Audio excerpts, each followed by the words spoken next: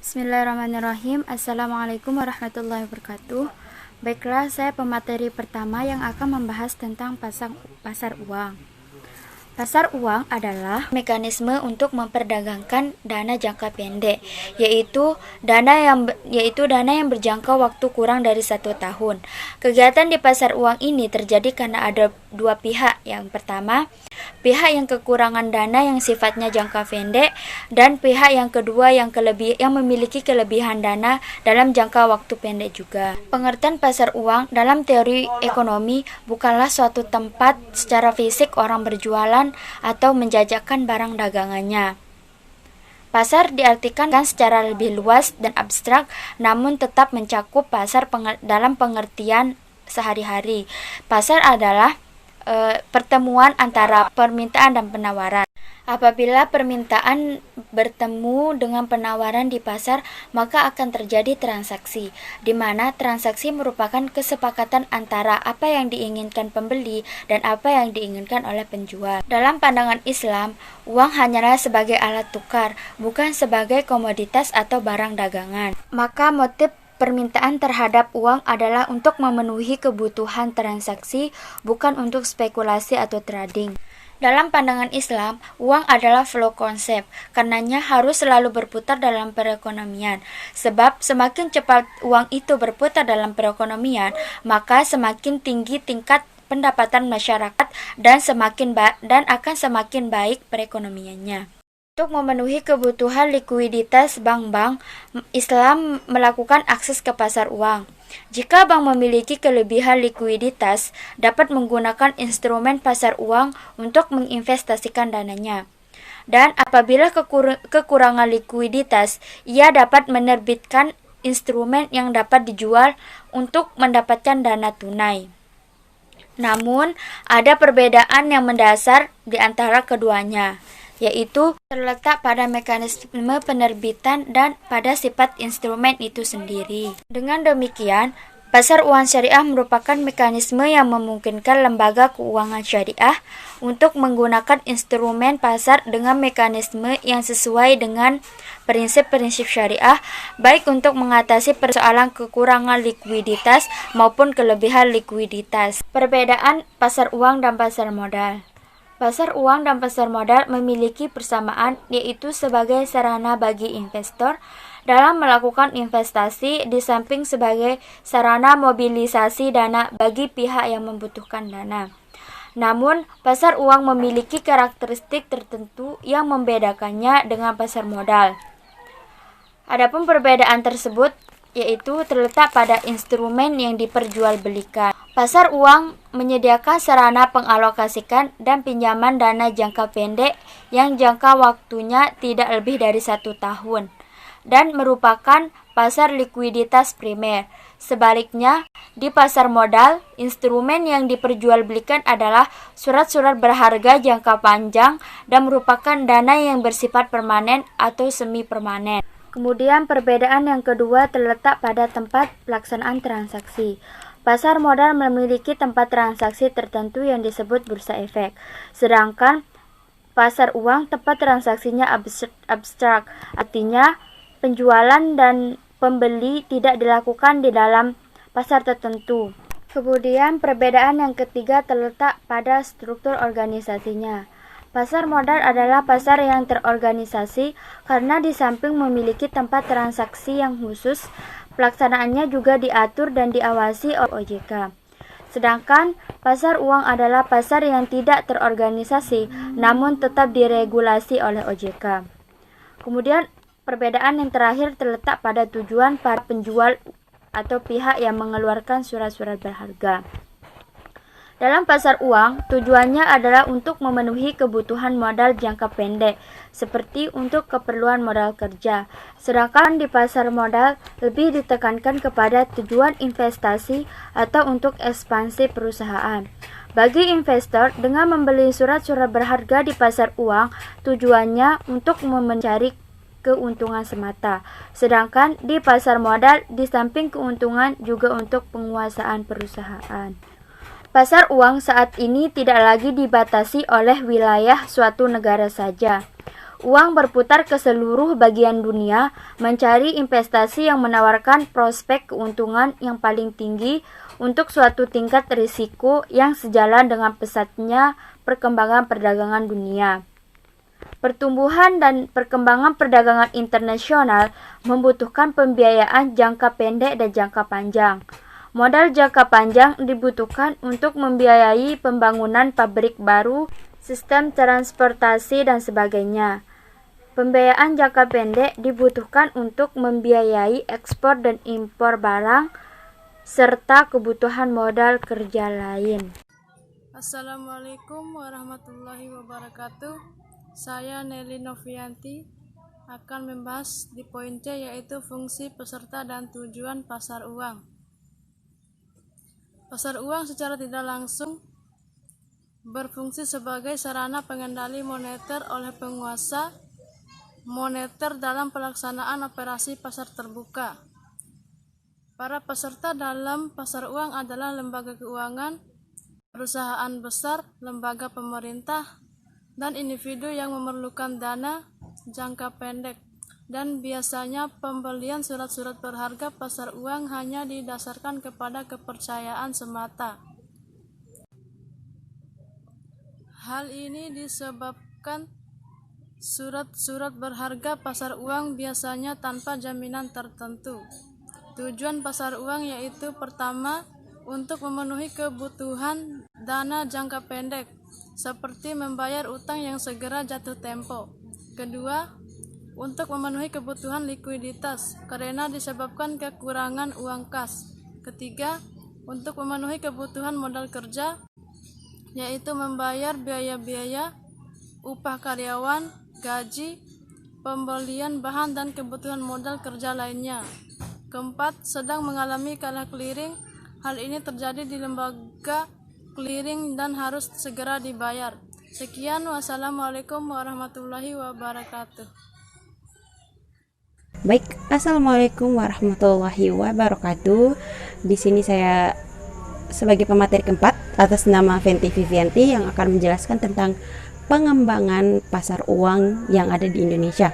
Jadi, pasar uang itu merupakan salah satu institusi yang memiliki peranan penting untuk bank sentral, di mana dalam proses mengimplementasikan kebijakan moneter yang dimana itu melalui operasi pasar terbuka, baik itu dari segi target kuantitas terhadap uang primernya, baik itu juga dalam suku bunga yang biasa mempengaruhi variabel makroekonomi, baik dari segi nilai tukar, investasi, tingkat inflasi, konsumsi, dan juga outputnya. Jadi pasar uang yang efisien itu ditandai dengan yang pertama, karakteristik likuiditasnya itu optimum stabil, lalu yang kedua itu sepenuhnya terintegrasi, dan yang ketiga itu adalah tidak tersegmentasi. Jadi dalam menciptakan sistem keuangan ekonomi yang sehat, ketersediaan sumber informasi bagi para pelaku pasar, serta meningkatkan efektivitas kebijakan moneter, Bank Sentral sudah membuat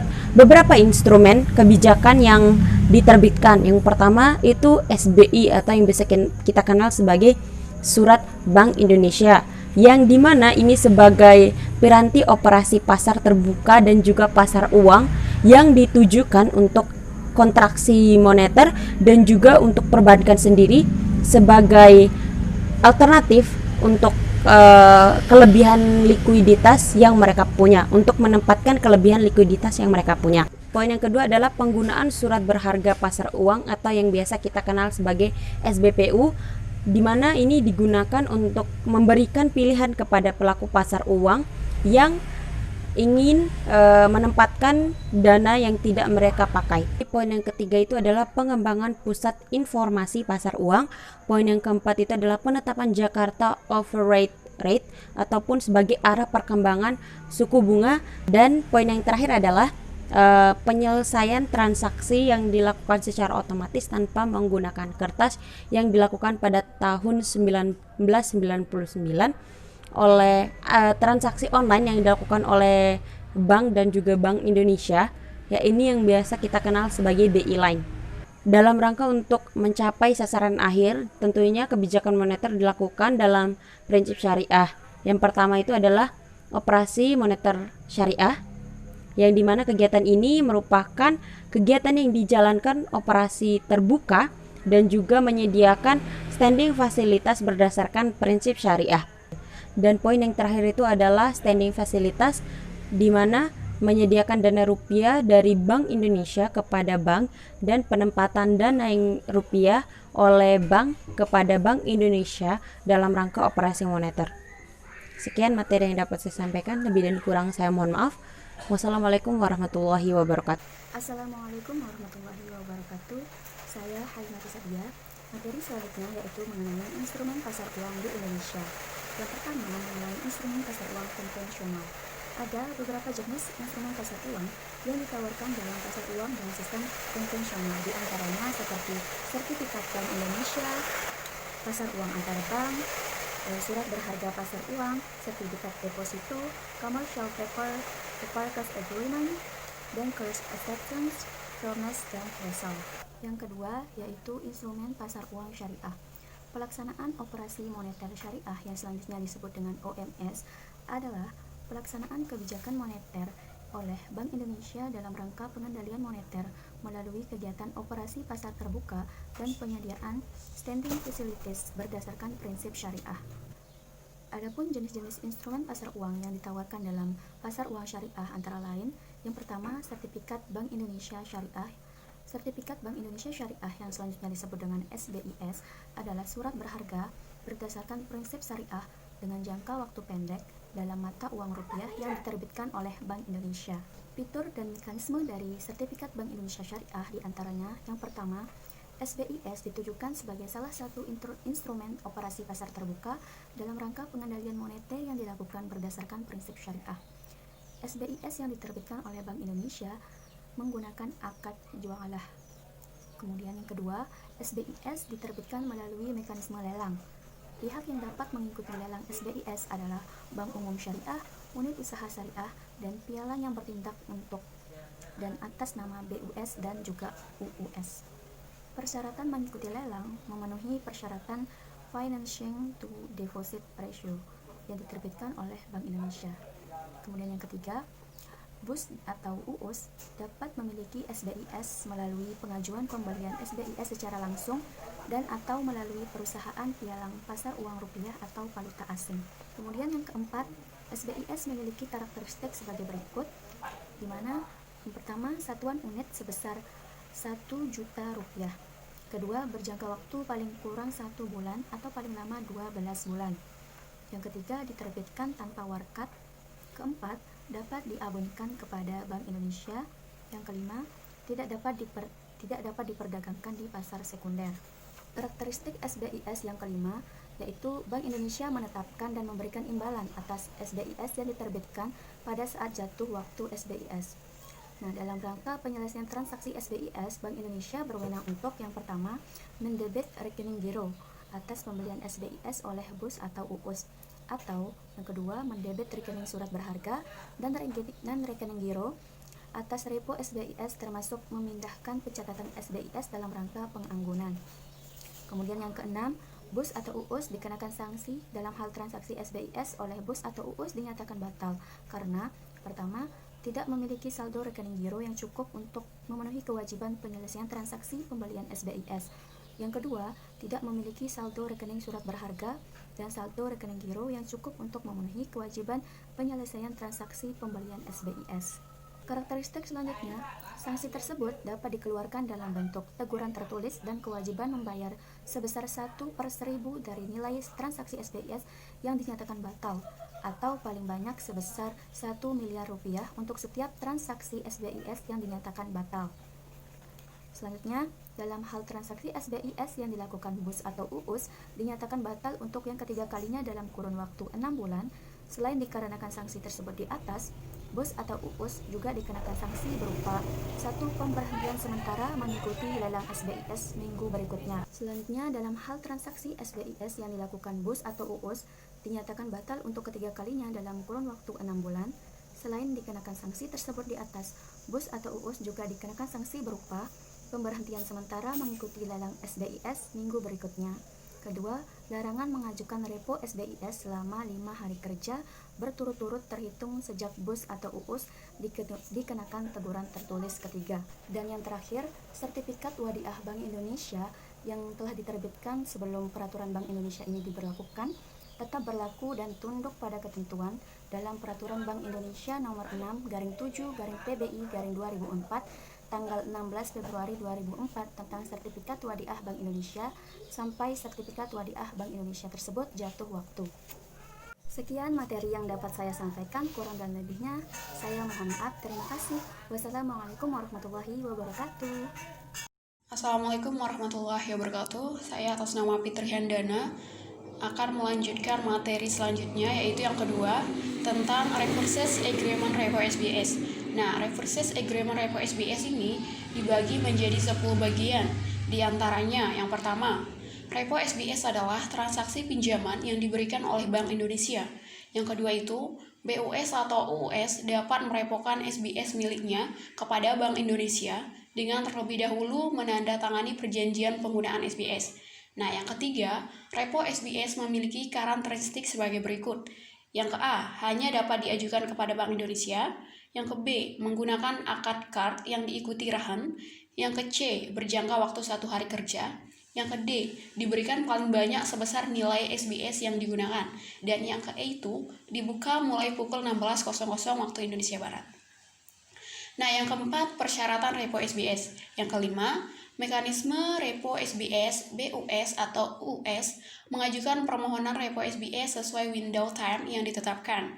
Nah, yang keenam itu, dalam rangka repo SBS, BUS atau UUS mempersiapkan diantaranya yang pertama, perjanjian penganggunan SBS, yang kedua, fotokopi anggaran dasar, yang ketiga, fotokopi identitas diri berupa kartu tanda penduduk, KTP, paspor, direksi atau CO, dan pejabat yang diberi kuasa. Nah, yang ketujuh itu terdapat transaksi repo SBS. Yang kedelapan, mekanisme settlement surat berharga dan settlement repo SBS. Dan yang kesembilan, sanksi dikenakan dalam hal terjadi pembatalan seperti di antaranya, BUS atau UUS tidak memiliki nominal seri SBS yang digunakan. Yang ke B, BUS atau UUS tidak memiliki saldo rekening giro yang mencukupi settlement pelunasan. Nah, yang terakhir yaitu yang ke-10, sanksi yang diberikan teguran tertulis dan kewajiban membayar sebesar 1/1000. Selain dikenakan sanksi tersebut, BUS atau UUS juga dikenakan sanksi berupa diantaranya larangan mengajukan repo SBS selama 5 hari berturut-turut, dan yang ke B itu pemberhentian sementara mengikuti lelang SBS minggu berikutnya. Sekian materi dari saya. Wassalamualaikum warahmatullahi wabarakatuh. Assalamualaikum warahmatullahi wabarakatuh. Nama saya M. Salahuddin Zamzami dengan NIM 1805020313 akan melanjutkan presentasi dari Saudari Fitri Handana. Yang ketiga, Surat Berharga Syariah Negara atau biasa disebut dengan SBSN. Surat Berharga Syariah Negara yang selanjutnya disebut SBSN adalah surat berharga negara yang ditertibkan berdasarkan prinsip syariah sebagai bukti atas bagian penyertaan terhadap aset SBSN dalam mata uang rupiah. Adapun fitur dan mekanisme SBSN sebagai berikut. Yang A, tata cara penatausahaan SBSN terdiri dari 3 kegiatan. Yang pertama, settlement SBSN di pasar perdana. Yang kedua, pembayaran imbalan atau nilai nominal SBSN. Yang ketiga, settlement SBSN di pasar sekunder. Dan yang B, tata cara pembayaran imbalan atau nilai nominal SBSN dilakukan sebagai berikut. Yang pertama, Bank Indonesia melakukan pembayaran imbalan atau nilai nominal SBSN berdasarkan posisi kepemilikan SBSN yang tercatat di BI pada 2 hari kerja sebelum tanggal jatuh waktu pembayaran imbalan atau nilai nominal SBSN. Yang kedua, pembayaran imbalan atau nilai nominal SBSN dilakukan pada tanggal jatuh waktu dengan mendebit rekening giro rupiah milik pemerintah di Bank Indonesia dan mengkredit rekening giro rupiah milik bank atau bank pembayar di Bank Indonesia sebesar imbalan atau nilai nominal SBSN. Dan yang ketiga, pengkreditan rekening giro rupiah milik bank di Bank Indonesia dilakukan dengan memperhatikan pemisahan kepesertaan antara bank yang melaksanakan kegiatan usaha secara konvensional dan kegiatan unit usaha syariah pada bank tersebut sebagaimana dimaksud dalam ketentuan Bank Indonesia yang mengatur mengenai sistem BI RTGS. Yang keempat, pada hari yang sama dengan hari pembayaran imbalan atau nilai nominal SBSN oleh Bank Indonesia, subregistri wajib meneruskan pembayaran imbalan atau nilai nominal SBSN kepada investor yang tercatat di subregistri. Dan D. Tata cara settlement SBSN di pasar sekunder dilakukan sesuai ketentuan Bank Indonesia yang mengatur mengenai BI SSS yang berlaku. Selanjutnya, repurchase agreement atau biasa disebut dengan repo SBSN. Repo SBSN adalah transaksi penjualan SBSN oleh bank kepada Bank Indonesia dengan janji pembelian kembali sesuai dengan harga dan jangka waktu yang disepakati dalam rangka standing fasilitas syariah. Repo SBSN memiliki karakteristik sebagai berikut. Yang A. Menggunakan akad al-bai atau jual beli yang disertai dengan al-wa'ad atau janji oleh bank kepada Bank Indonesia dalam dokumen terpisah untuk membeli kembali SBSN dalam jangka waktu dan harga tertentu yang disepakati. Yang B. Berjangka waktu paling lama 14 hari kalender. Yang C. Terhadap penggunaan repo SBSN dikenakan biaya repo SBSN dengan rate sebesar BI rate plus margin 50. Fitur dan mekanisme repurchase agreement SBSN. Yang A. Pihak yang dapat mengajukan repo SBSN kepada Bank Indonesia adalah bank untuk kepentingan diri sendiri apabila pertama, bank tersebut tidak dalam masa pengenaan sanksi penghentian sementara untuk mengikuti kegiatan OMS. Yang kedua, bank setelah mendatangi janji wa'ad untuk membeli kembali SBSN dalam rangka repo SBSN dan menyampaikan dokumen pendukung yang disyaratkan kepada Bank Indonesia. B. Persyaratan SBSN yang dapat direpokan. Yang pertama merupakan jenis dan seri yang ditetapkan oleh Bank Indonesia dapat direpokan. Yang kedua tercatat dalam rekening perdagangan di BI. Yang ketiga memiliki sisa jangka waktu paling singkat 10 hari kerja yang dihitung 1 hari setelah repo SBSN jatuh tempo. Yang C. Window time pengajuan repo SBSN yaitu repo SBSN dapat diajukan pada pukul 4 waktu Indonesia Barat sampai dengan pukul 5 waktu Indonesia Barat pada setiap hari kerja. Dalam hal pengajuan dilakukan melalui BI atau pukul 12 waktu Indonesia Barat sampai dengan pukul 4 waktu Indonesia Barat pada setiap hari kerja. Dalam hal pengajuan dilakukan melalui surat. Yang D. Settlement repo SBSN dilakukan dengan mekanisme penyelesaian transaksi per transaksi dan delivery versus payment. Sekian materi dari saya. Assalamualaikum warahmatullahi wabarakatuh.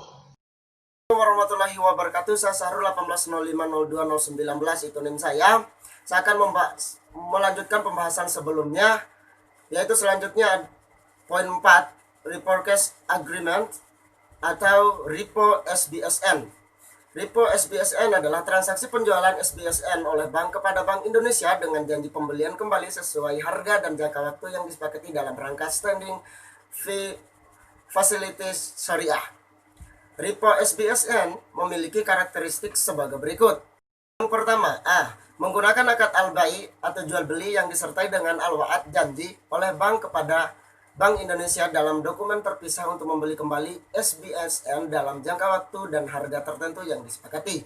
Yang kedua, B. Berjangka waktu paling lama 14 hari atau 2 minggu. Yang ketiga, C. Terdapat penggunaan repo SBSN dikenakan biaya repo SBSN.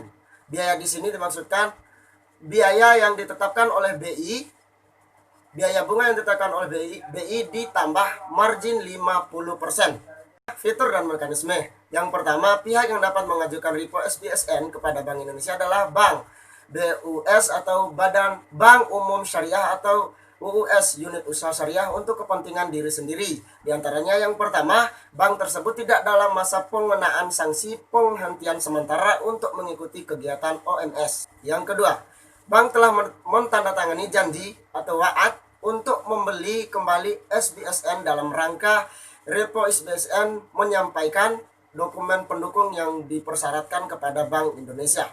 B. Persyaratan SBSN yang dapat direpokan.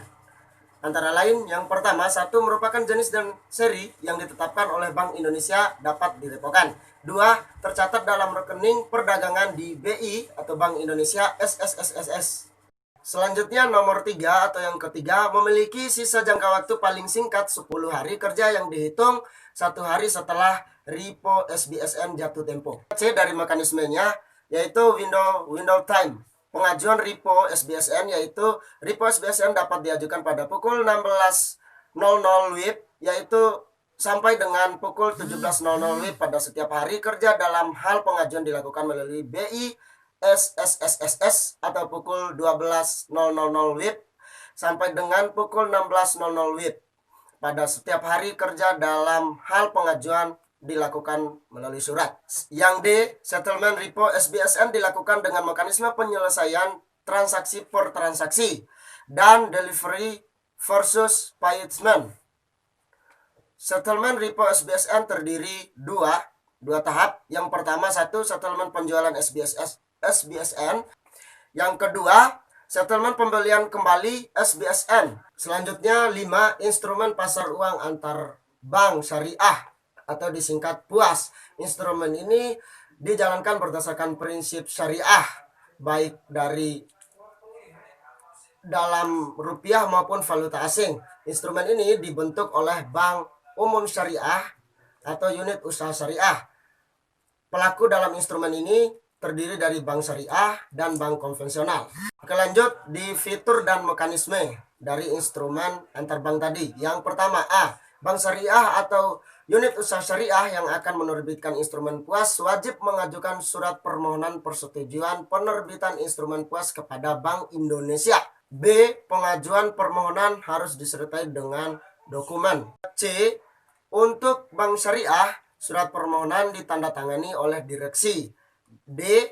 Poin D. Bank syariah atau unit usaha syariah harus melakukan presentasi ke Bank Indonesia dalam rangka mendapatkan izin atas instrumen PUAS yang akan diterbitkan. E. Bank Indonesia akan menerbitkan surat permohonan persetujuan atau penolakan terhadap surat permohonan. F. Instrumen PUAS yang telah mendapatkan persetujuan dari Bank Indonesia belum dapat diterbitkan oleh bank syariah atau unit usaha syariah sampai berlakunya surat edaran Bank Indonesia yang mengatur tentang instrumen PUAS tersebut. Selanjutnya G. Dengan berlakunya surat edaran Bank Indonesia yang mengatur mengenai instrumen PUAS, maka bank syariah atau unit usaha syariah yang mengajukan permohonan bank dan bank syariah atau unit usaha syariahnya dapat langsung menerbitkan. Selanjutnya H. Bank syariah, unit usaha syariah atau bank konvensional dapat membeli instrumen PUAS yang diterbitkan oleh bank syariah atau unit usaha syariah.